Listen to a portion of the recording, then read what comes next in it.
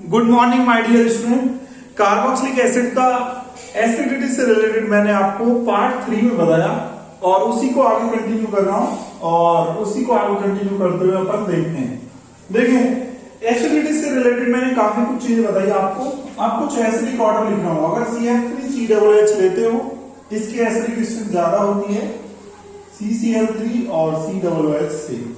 ठीक है, फिर इसके बाद बात करते हैं तो CBr3 जो होता है इसकी थोड़ी कम होती है। ठीक है, और अगर मैं बात करता हूं CCl2, यहां पर एक H ले लें और COOH की और कम हो जाएगी। ठीक है, फिर उसके बाद यहां पर NO2 ले लेते हैं और फिर CH2 और फिर COOH ले लेते हैं। ठीक है, इसकी हो जाएगी। फिर उसके बाद बात करते हैं तो CN ले लेते हैं और CH2 ले लेते हैं और COOH ले लेते हैं, इसकी हो जाएगी। ठीक है, और फिर उसके बाद आप जो ग्रुप ले सकते हैं वो फ्लोरीन ले सकते हैं और CH2COOH ले सकते हैं, फिर क्लोरीन ले सकते हैं और फिर क्या ले सकते हैं CH2 और COOH ले सकते हैं, फिर ब्रोमीन ले सकते हैं और CH2COOH ले सकते हैं। ठीक है, ये ऑर्डर बोलेंगे और फिर उसके बाद जो आप रख सकते हो HCOOH रखो। ठीक है, और HCOOH रखेंगे।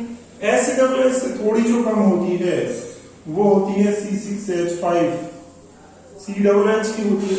ठीक है, और फिर इससे जो कम होती है वो तो आप फिर CH3 और COOH की हो जाएगी और फिर CH3 COOH से और कम एसिडिक स्ट्रेंथ होगी वो रहेगी CH3 CH2 COOH। तो ये ऑर्डर ऑफ क्या है एसिडिक स्ट्रेंथ। एसिडिक स्ट्रेंथ का ऑर्डर लिखा है।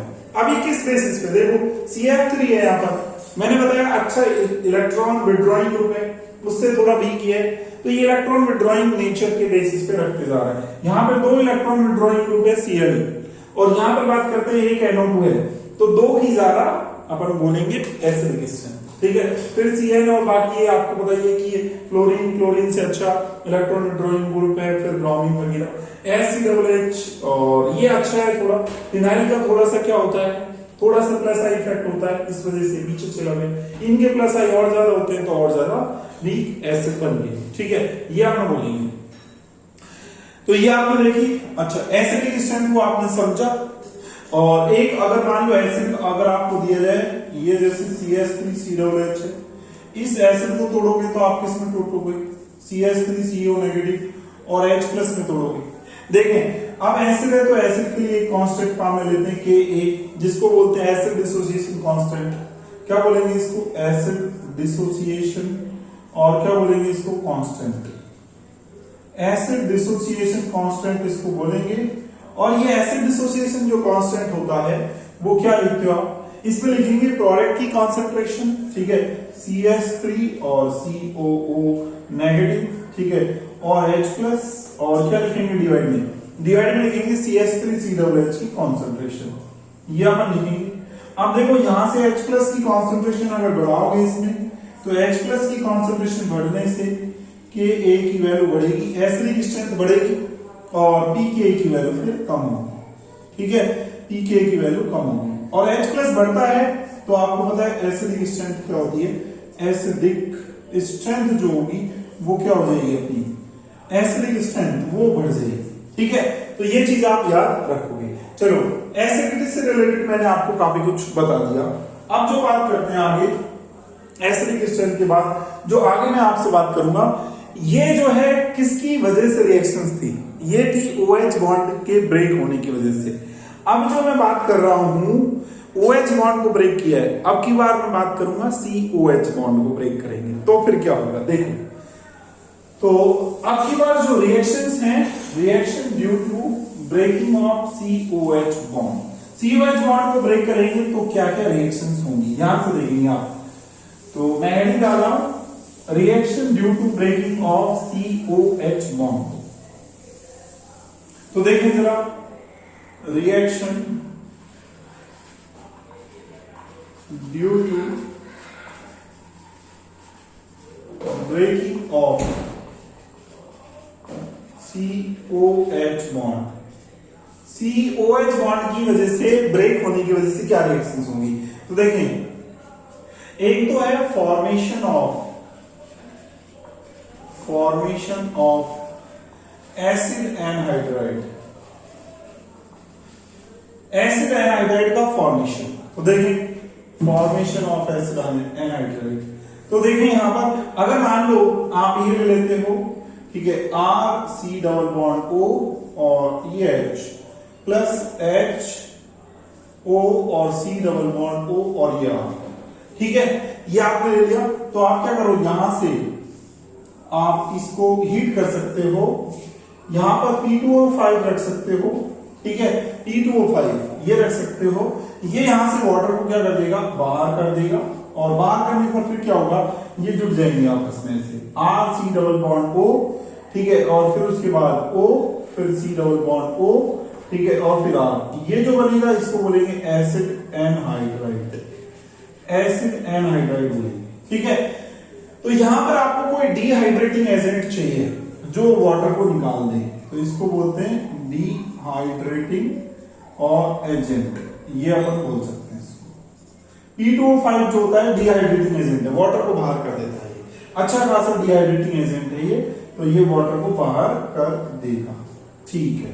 अब सुनना आगे, ठीक है। अब आगे जो बात करते हैं वो अगली रिएक्शन है, रिएक्शन विद अपन रिएक्शन करवा रहे हैं आपकी बात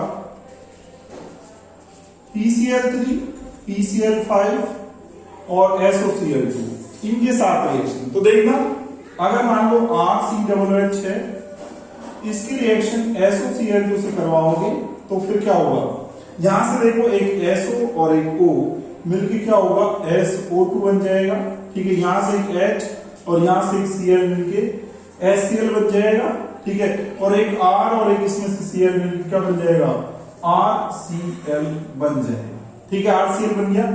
और क्या बचा आपके पास, और जो बचा यहां से CO2 बचा, सॉरी एक मिनट, मैंने क्या कर दिया यहाँ पे, एक मिनट आप करोगे, यहां से RCOCl ये बनेगा। देखो यहां से क्या हुआ, SO और एक O मिलके SO2 बाहर, एक H और एक Cl HCl बाहर, ठीक है। अब RCO बचा है, एक Cl बचा है, RCOCl बन जाएगा, ठीक है। ये गैस है, ये उड़ जाएगी, ये गैस है, ये उड़ जाएगा, ठीक है। अब RCOH है, इसकी रिएक्शन PCl5 से करवा रहे हैं। PCl5 को कैसे लिख सकते हो, PCl3, एक Cl इधर, एक Cl इधर, इसके साथ रिएक्शन करवाएं तो फिर क्या होगा, यहां से एक H, यहां से एक Cl, HCl बाहर हो जाएगा, ठीक है, एक RCO, ठीक है, RCO और एक Cl मिलकर क्या बन जाएगा, RCOCl, और प्लस में क्या बचा है, एक ऑक्सीजन बचा है और PCl3 बचा है, तो POCl3 बाहर, ठीक है। इस तरीके से रिएक्शन हो जाएगी। अच्छा अगर मान लो आप इसके साथ करवाते हो, PCl3 के साथ रिएक्शन करवाते हो, RCOH है और प्लस PCl3, तो देखिए क्या होगा, तो इस केस में जो रिएक्शन होगी वो ऐसे होगी, यहां से 3 मॉलिक्यूल ले लोगे तो 3 RCO और 3 Cl मिलके 3 RCOCl बनेगा, और प्लस में क्या बन जाएगा, प्लस में बन जाएगा S3 और PO3, ये बन जाएगा। ये रिएक्शन हो रही है किसके साथ, ये हो रही है PCl3, PCl5 और SOCl2 के साथ। तो इसमें बॉन्ड कौन सा ब्रेक हो रहा है, ये वाला बॉन्ड ब्रेक हो रहा है। तो यहाँ पे CO बॉन्ड ब्रेक हो रहा है, याद रखना COH बॉन्ड ब्रेक हो रहा है, इनमें COH बॉन्ड, ये वाला बॉन्ड ब्रेक हो रहा है COH, तो सब जगह इसमें COH बॉन्ड ब्रेक हो रहा है, उसकी वजह से रिएक्शन हो रही है। अब एक इंपॉर्टेंट रिएक्शन बता रहा हूं मैं आपको, जिसको बोलते हैं एस्टरिफिकेशन, जिसको क्या बोलेंगे, एस्टरिफिकेशन जो होती है वो रिएक्शन इंपॉर्टेंट है, उसकी मैकेनिज्म इंपॉर्टेंट है, तो उसको भी देखेंगे अपन। तो देखते हैं जरा, तो नेक्स्ट जो है वो है एस्टरिफिकेशन। तो अगला जो है वो है एस्टरिफिकेशन। एस्टरिफिकेशन को देखते हैं। तो एस्टरिफिकेशन में क्या करते हैं, ये देखते हैं RCOH, ठीक है, इसकी रिएक्शन करवा देते हैं किसके साथ, ROH, R-OH के साथ, और ये H प्लस की वजह में ये रिएक्शन रिवर्सिबल होती है, याद रखना, और इससे बनेगा RCOO और प्लस H2O, ठीक है, ये बनेगा। अब सुनना मैकेनिज्म क्या होगी, मैकेनिज्म क्या होगी इसकी, ठीक है। मैकेनिज्म देखो यहां से RC डबल बॉन्ड OH, ये है, सबसे पहले H प्लस अटैक करेगा, H प्लस अटैक करेगा, तो H प्लस जो रहेगा वो O पे जाके क्या हो जाएगा, जुड़ जाएगा, इस पर यहां पे जाके जुड़ेगा और यहां पे जाके जुड़ेगा, तो RC डबल बॉन्ड O और ये H, ठीक है, ये बन जाएगा और यहां पर ये OH, ठीक है, ये हुआ। अब फिर क्या होगा, अब ये इलेक्ट्रॉन लेगा और जैसे ही इलेक्ट्रॉन लेगा तो फिर क्या होगा, R-OH में जो ऑक्सीजन पे लॉन पेयर है वो सीधा इस पे क्या मारेंगे, अटैक मार देंगे। ये जैसे इस पर अटैक मारेंगे तो इससे क्या बनेगा, R और C, यहां पे OH और ये R- ये बन जाएगा और OH है ही और यहां पर क्या है, OH है, तो ये बन जाएगा। बताओ, इस पर आ जाएगा पॉजिटिव चार्ज, इस पर पॉजिटिव चार्ज आएगा। अब सुनना, अब इसके बाद क्या करेंगे, इसके बाद जो करेंगे अपन वो ऐसे करेंगे, इस बॉन्ड को एक काम करते हैं, इधर की तरफ शिफ्ट कर दे और इसको यहां से निकाल दो, ठीक है, और इसको यहां से आप क्या कर दो, निकाल दो, या फिर एक सिंपली आप ये कर सकते हो, पहले स्टेप वाइज कर लो, स्टेप वाइज ही। यहां से सबसे पहले एक काम करो, आप यहां से सबसे पहले काम करो, इसको ले लो, ठीक है, और ये इलेक्ट्रॉन लेगा, तो इलेक्ट्रॉन लेने के बाद अब जो सीन बनेगा वो कैसे बनेगा, देखो ऑक्सीजन पे पॉजिटिव चार्ज आता है तो वो रह नहीं पाता, आपको पता है, तो यहां से क्या बनेगा, RC, ठीक है, और ये जो है क्या रह जाएगा, OR- रह जाएगा, और यहां पर ये हाइड्रोजन यहां से निकल के किसी एक पे जोड़ दोगे आप, तो इस पे जोड़ दिया सपोज, तो ये ऑक्सीजन पे लॉन पेयर है, ये लॉन पेयर जो है ऑक्सीजन अपने लॉन पेयर इस हाइड्रोजन को दे देगा क्योंकि इस पे पॉजिटिव चार्ज है, और यहां पर होगा OH, ठीक है।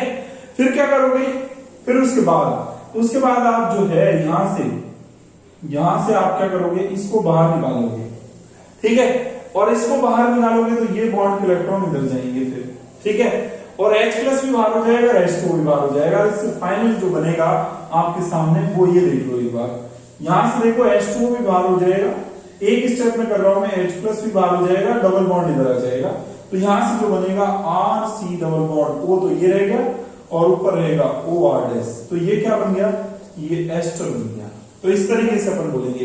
तो एस्टर में खास बात ये है कि यहां पर ये जो है ये एक न्यूक्लियोफाइल है, ये न्यूक्लियोफाइल की तरह क्या करता है, एक्ट करता है इस पे, और इस पे जाकर के अटैक मारता है, ठीक है। तो अब यहां पे स्टेरिक हिंड्रेंस मैटर करती है कि अगर इससे बड़ा ग्रुप जुड़ा हुआ होगा तो इसको जुड़ने में दिक्कत आएगी। तो मैं यहां पर अगर मैं रिएक्टिविटी बात करूं, अगर मैं यहां पर CH3OH और CH3CH2OH, ठीक है, इनकी रिएक्टिविटी की बात करूंगा तो इसकी रिएक्टिविटी ज्यादा होगी, मोर रिएक्टिव है, ठीक है। मोर रिएक्टिव क्यों होगा जी, रीजन देखो, स्टेरिक हिंड्रेंस, यहां पर अगर R- की जगह छोटा ग्रुप लोगे CH3 तो वो इस पर अटैक जल्दी मारेगा और एस्टरिफिकेशन जल्दी करवाएगा और एस्टर जल्दी बनाएगा। तो ये मैं बोल रहा हूं, ये जो है ये मैंने लिखा है वो क्या है, ये एक्चुअली में रेट ऑफ एस्टरिफिकेशन है, रेट ऑफ एस्टरिफिकेशन है। ज्यादा एस्टरिफिकेशन, जल्दी एस्टरिफिकेशन जो होगा वो किसका होगा, वो होगा CH3OH का। ये चीज मैंने आपको बताई एस्टरिफिकेशन के बारे में, मैकेनिज्म बताई आपको, ठीक है। आई होप ये आपको समझ में आया होगा ये चीजें। और नेक्स्ट फिर आगे कुछ और बात करूंगा अभी कार्बोक्सिलिक एसिड के बारे में, तो नेक्स्ट वीडियो में आगे अपन डिस्कस करेंगे। आई होप आपको ये चीजें समझ में आई होगी, और अगर आपको वीडियो पसंद आया हो तो आप ज्यादा से ज्यादा लाइक कीजिए और ज्यादा से ज्यादा चैनल को सब्सक्राइब कीजिए और वीडियो को शेयर करना जरूर ना भूलें। Thank you so much.